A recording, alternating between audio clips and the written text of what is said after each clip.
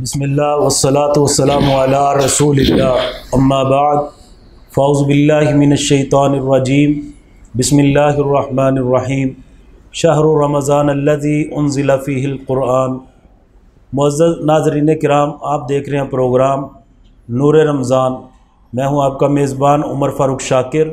اور میرے ساتھ اس وقت موجود ہیں فضیلت الشیخ سید محمد سبتین شاہ نقوی حفظہ اللہ تعالی۔ ہمارے اس لائیو پروگرام کو زیادہ سے زیادہ آگے شیئر کریں تاکہ لوگوں کی اصلاح کا سبب بنے، اور آپ احباب اپنے سوالات ہمیں کمنٹ باکس میں بھیجیں۔ انشاءاللہ تعالی اس بھائی کا کوئی اہم سوال ہوا اس کا اسی لائیو پروگرام میں ضرور جواب دیا جائے گا۔ چلتے ہیں پروگرام کی طرف۔ محترم شاہ صاحب، السلام علیکم ورحمۃ اللہ وبرکاتہ۔ سوالات کا سلسلہ شروع کرنے سے پہلے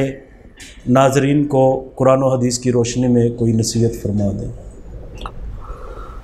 الحمدللہ وحدہ والصلاة والسلام علی من لا نبی بعدہ، اما بعد فاعوذ باللہ السمیع العلیم من الشیطان الرجیم من حمزہ ونفخہ ونفثہ۔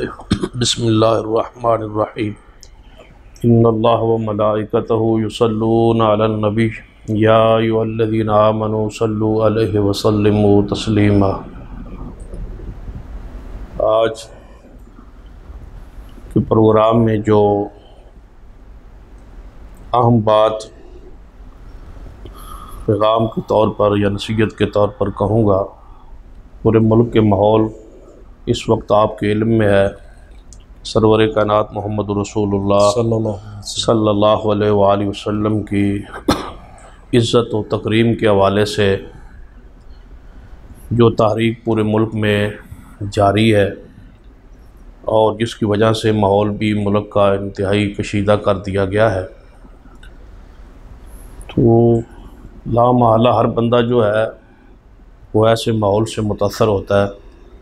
پھر خاص کر نبی رحمت صلی اللہ علیہ وسلم کے ادب و احترام اکرام کا جو تقاضا ہے، اس حوالے سے ہر مومن حساس ہے، اور مومن کبھی بھی آپ کی گستاخی اور توہین یا تنقید کے کسی جملے کو بھی، معمولی سے معمولی جملے کو بھی برداشت نہیں کر سکتا۔ ایک مومن مسلمان گناہگار ضرور ہو سکتا ہے، لیکن نبی رحمت صلی اللہ علیہ وسلم کے ادب و احترام پر کوئی کمپرومائز نہیں کر سکتا۔ تو جو حالات ہیں اس وقت ملک میں، جو خون کی ہولی کھیلی گئی ہے لاہور میں، اور 60 کے قریب جو بتلایا جا رہا ہے کہ بندوں کو جو ہے قتل کر دیا گیا ہے، صرف اس وجہ سے کہ وہ نبی رحمت صلی اللہ علیہ وسلم کی عزت توقیر کی بات کر رہے تھے، اور حکومت سے یہ مطالبہ کر رہے تھے کہ فرانس کے سفیر کو جو ہے یہاں سے ملک بدر کیا جائے، اور معاہدہ بھی وہ حکومت پہلے کر چکی تھی، تو چاہیے تھا کہ حکومت اس معاہدے کو پورا کرتی، اور اگر کوئی دوسری صورت تھی تو اس پہ علماء کرام کو، مذہبی جماعتوں کو، مذہبی قائدین کو اعتماد میں لیا جاتا۔ یعنی سارے معاملات سے بالا ہو کے بہت غلط انداز میں جو ہے وہ قتل و غارت کا سلسلہ شروع کر دیا گیا، اور آج پورا ملک جو ہے اس پر افسوس کر رہا ہے، پریشانی کے عالم میں ہے۔ روزوں کی حالت میں بندوں کو پر گولیاں برسانا یہ عقل کے بھی خلاف ہے، اور شریعت کے تو خلاف ہے ہی ہے۔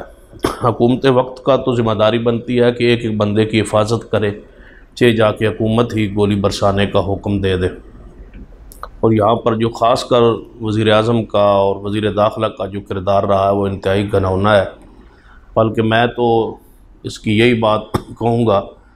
کہ شیخ رشید صاحب نے وہ بدلہ لیا ہے جو عمران خان صاحب نے انہیں کہا تھا کہ میں انہیں چپراسی رکھنے کے لیے بھی تیار نہیں ہوں، تو آج اس نے بدلہ لے لیا ہے، اور پورے ملک کو جو ہے وہ خون کی طرف دھکیل دیا گیا ہے، اور حکومت اب پریشانی کے عالم میں جو ہے ڈگمگا رہی ہے۔ اور مجھے یقین ہے کہ اب یہ حکومت جو ہے اس حال میں اس ملک میں نہیں چل سکے گی، اس لیے کہ نبی رحمت صلی اللہ علیہ وسلم کی عزت و ناموس کا جو حساس مسئلہ ہے، اس پر شاید یہ ہمارے حکمران جو ہے وہ جانتے ہی نہیں ہیں کہ یہ کتنا حساس معاملہ ہے۔ نبی رحمت صلی اللہ علیہ وسلم کے حوالے سے تو صحابہ کرام رضوان اللہ علیہ مجمعین کے بارے میں آتا ہے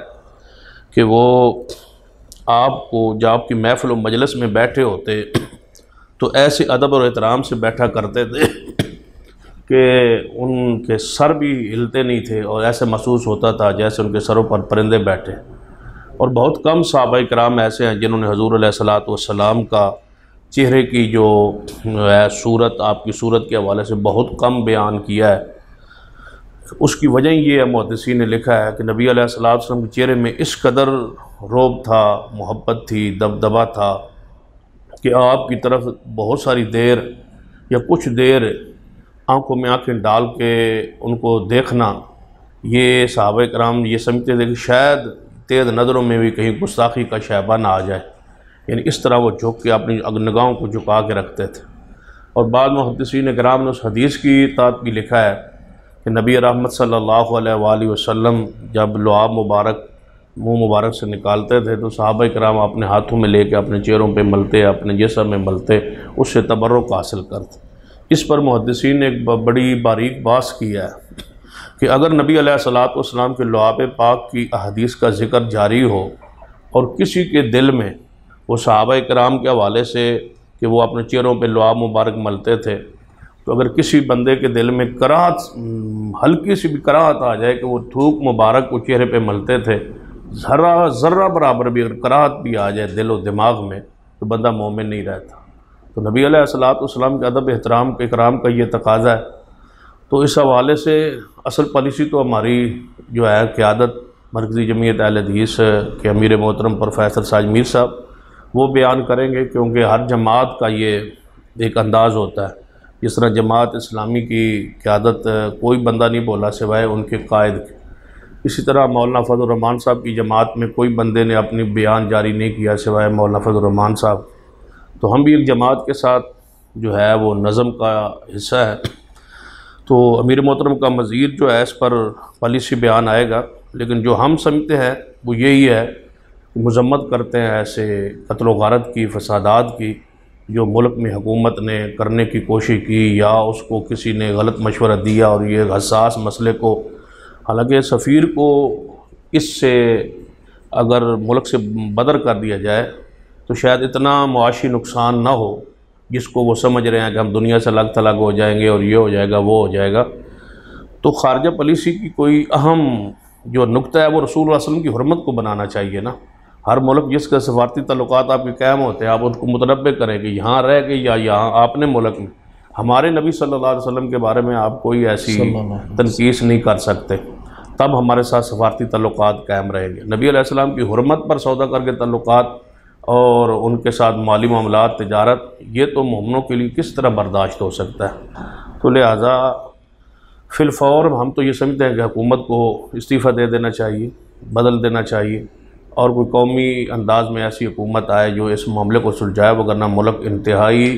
جو ہے گمبھیر حالات میں چلا جائے گا اور فسادات شروع ہو جائیں گے، اور ملک میں کسی کو اپنی جان کے تحفظ کا جو احساس ہے، ذمہ داری ہے، وہ نہیں رہے گی، اور وہ فوری طور پر جو ہے مذاکرات کر کے طریق لبیک کی جو قیادت ہے اس کو رہا کیا جائے، اور ان سے مذاکرات کیے جائیں، اور جو مطالبہ ہے انہی کا نہیں ہے، سارے مسلمانوں کا ہے، ہم اہل حدیثوں کا ہے، دیگر مسالک کا ہے کہ نبی علیہ السلام کی حرمت پر کوئی کمپرومائز نہیں ہے، اور فرانس کے ساتھ مکمل طور پر معاشی، سفارتی، ہر قسم کا بائیکاٹ ہونا ضروری ہے۔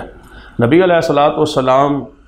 کی حرمت کا یہ تقاضا ہے کہ جو اس نے بھی آپ کی توہین کی، گستاخی کی، نبی علیہ السلام کے زمانے میں بھی اس کو قتل کرنے کا حکم دیا گیا۔ تو نبی علیہ السلام نے ابو رافع یہودی کو قتل کروایا، عبداللہ بن ام مکتوم رضی اللہ تعالیٰ اپنی لونڈی کو قتل کر دیا تھا اور خود کر دیا تھا۔ جب اس کے سامنے توہین ہوئی تو یہ کیسے برداشت کیا جا سکتا ہے؟ تو اس طرح کے واقعات احادیث میں بے شمار موجود ہے کہ نبی علیہ السلام کی داڑھی مبارک کی طرف اس طرح کافر ہاتھ لگانے کی کوشش کرتے تھے تو صحابہ اس کے ہاتھ کو روک دیتے تھے، جو تلوار کا ہوتا ہے نا وہ دستہ، اس سے اس کو مارتے تھے، روک دیتے تھے کہ نبی علیہ السلام پاکیزہ بالوں کو آپ ہاتھ لگا رہے ہیں۔ صحابہ کرام نے تو آپ کے تھوک مبارک کو چہروں پہ ملا، پسینے کو بطور عطر استعمال کیا، پھر نبی علیہ السلام کے لباس مبارک کو تبرک حاصل کیا، آپ کی چارپائی سے تبرک حاصل کیا، آپ کے جھوٹے پانی سے تبرک حاصل کیا، آپ کے لعاب سے تبرک حاصل کیا۔ آپ کے صحابہ کرام تو کوئی ایسی صورت نہیں ہے، حتیٰ کہ میں تو یہ کہا کرتا ہوں صحابہ کرام کی تو یہ خواہش تھی ادب احترام میں کہ نبی علیہ السلام تشریف لے آئیں تو ہم آپ کے استقبال میں اکرام میں کھڑے ہو جائیں، آپ کے لیے قیام تعظیمی کریں۔ صحابہ کرام میں سے بعض صحابہ نے یہ بھی عرض کیا تھا یا رسول اللہ صلی اللہ علیہ وسلم، ہم نے بادشاہوں کو، لوگوں کو سجدہ کرتے دیکھا ہے، ہمارا جی تو ہے کہ آپ کو بھی سجدہ کریں، لیکن نبی علیہ السلام نے اس کو روکا، فرمایا نہیں، میرے لیے سجدہ جائز نہیں ہے، سجدہ اللہ تبارک و تعالیٰ کے لیے، میرے لیے قیام نہیں ہے، وقوموا للہ قانتین، قیام اللہ تعالیٰ کے لیے ہے اور خاص ہے۔ یہ کام نبی علیہ السلام خود روک دی، وغیرہ صحابہ کرام تو آپ کی محبت میں، ادب میں، احترام میں یہ ساری چیزیں کرنے کے لیے تیار تھے۔ تو آج کیسے برداشت ہو سکتا ہے مومن سے کہ وہ نبی علیہ السلام کی توہین تنقید یا ایسے ملک کے ساتھ کلمہ خیر کہے جس نبی علیہ السلام کی توہین کی ہے؟ لہذا ہمارا اس پر رد عمل بھی ہے، ہمارا یہ اس پر جو ہے اپنے جذبات بھی ہیں کہ فوری طور پر یہ مسئلہ حل ہونا چاہیے تاکہ ملک بہت بڑے آزمائش سے نکل آئے اور حالات جو ہیں وہ نارمل ہو جائیں، سفیر کو یہاں سے بھگا دیا جائے، نکال دیا جائے، اور ان کے جائز جو مطالبے ہیں طریق لبیک کے ان کو قبول کرنا چاہیے۔ اور ان سارے ساتھیوں سے بھی کہوں گا جتنے بھی ہیں کہ نبی علیہ السلام کی محبت، ادب، احترام کا تقاضا یہی ہے کہ کسی اور عامی بندے کو نقصان نہ پہنچایا جائے، نہ فوج کو، نہ پولیس کو نقصان نہ پہنچایا جائے، سرکاری عملات کو نقصان نہ پہنچایا جائے۔ لیکن یہ ہوتا رد عمل میں ہے، جب پولیس کسی پر دھاوا بول دے گی یا ان کا کھانا پینا بند کرے گی یا گرفتاریاں کرے گی تو پھر یہ لازمی رد عمل ہے کہ جب قانون کے مطابق گرفتاری ہی نہیں ہے، معاہدے کی خلاف ورزی، جب گرفتاری ہی معاہدے کی خلاف ورزی ہے تو پھر جب آپ قانون توڑیں گے، آئین توڑیں گے، وعدہ توڑیں گے تو بندوں پر کیسے آپ لازم کر سکتے ہیں کہ وہ قانون کی پاسداری کریں؟ پھر ان کی پاسداری حکومت کرے گی، فوج کرے گی، پولیس کرے گی، عامی حکمران کریں گے تو تب عوام سے توقع ہو سکتی ہے نا۔ تو اس طرح پولیس کو بھی اسی طرح منظم کیا جائے جس طرح فوج ہماری منظم ہے اللہ کے فضل و کرم سے، اس طرح پولیس کی بھی تربیت ہو کہ وہ قانون کو ہاتھ میں نہ لیں جب تک ان کو جو ہے کوئی ایسا حکم نہ آئے جس سے سمجھے کہ ملک کو نقصان ہو رہا ہے، یا کوئی ان کا اعلیٰ افسر جو ہے وہ اس پر حکم جاری کرتا ہے، لیکن وہ بھی اسلام آئین کے تابع ہے، کسی کی بھی اطاعت قرآن و سنت کی مخالفت میں نہیں ہے۔ اگر آپ کو کہتا ہے کہ اس پر گولی برسات، اس کا قصور کیا ہے؟ یہ نبی علیہ السلام کی حرمت پر، شان پر، مقام پر جو ہے وہ احتجاج کر رہا ہے، تو یہ کسی کی بھی اطاعت اس معاملے میں جائز نہیں۔ اطاعت رسول اللہ کی تابع داری میں ہے، آپ کی توہین کے لیے کوئی اطاعت نہیں ہے کہ ایک بندہ توہین کرتا ہے یا گستاخوں کا ساتھ دیتا ہے اور دوسرا کہے کہ نہیں یہ قانون کو اطاعت میں نہ لے۔ تو اللہ تعالیٰ سے دعا ہے اللہ تعالیٰ میں اس حالات میں ہمارے ملک کی حفاظت فرمائے، ملک کو مستحکم رکھے، ملک کو مضبوط رکھے، اور نبی علیہ السلام کی حرمت کا، شان کا یہاں چرچا ہو۔ اقول قولی ھذا واستغفر اللہ لی ولکم ولسائر المسلمین وآخر دعوانا الحمد للہ۔